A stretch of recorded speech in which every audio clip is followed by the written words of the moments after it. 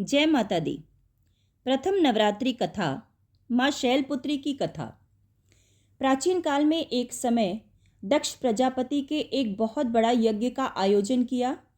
इसमें उन्होंने सभी देवताओं और ऋषियों को आमंत्रित किया, लेकिन उन्होंने अपने दामाद यानी भगवान शिव को आमंत्रित नहीं किया। दक्ष की पुत्री सती माँ पार्वती का पहला जन्म भगवान शिव की पत्नी के रूप में था। जब सती ने यज्ञ के बारे में सुना तो वे बिना निमंत्रण के अपने पिता के यज्ञ में चली गई। यज्ञ में पहुंचकर सती ने देखा कि वहां भगवान शिव का अपमान किया जा रहा है।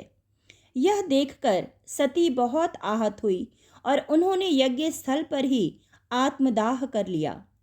इस घटना से भगवान शिव अत्यंत क्रोधित हो गए और उन्होंने वीरभद्र को भेजकर दक्ष प्रजापति के यज्ञ को नष्ट कर दिया।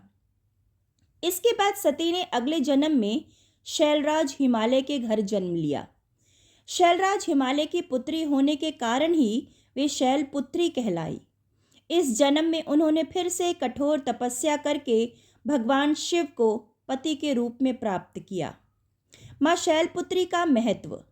माँ शैलपुत्री को नवरात्रि के पहले दिन पूजा जाता है क्योंकि वे शक्ति और साहस का प्रतीक है। उनकी कथा यह संदेश देती है कि माँ शैलपुत्री ने अपने जीवन में अत्यंत धैर्य और साहस का परिचय दिया। उन्होंने हर चुनौती का सामना दृढ़ता से किया और अंत में भगवान शिव को प्राप्त किया। उनकी पूजा करने से भक्तों को मानसिक और आध्यात्मिक शक्ति प्राप्त होती है और वे जीवन की कठिनाइयों का सामना करने में सक्षम होते हैं।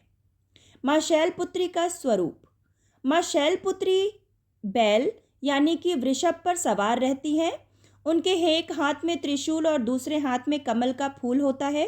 वे श्वेत वस्त्र धारण करती हैं और उनका रूप अत्यंत शांत और सौम्य होता है। माँ शैलपुत्री की आराधना से जीवन में शांति, धैर्य और साहस का संचार होता है और उनकी कृपा से सभी कष्टों का निवारण होता है। धन्यवाद। जय माता दी। इति शुभ।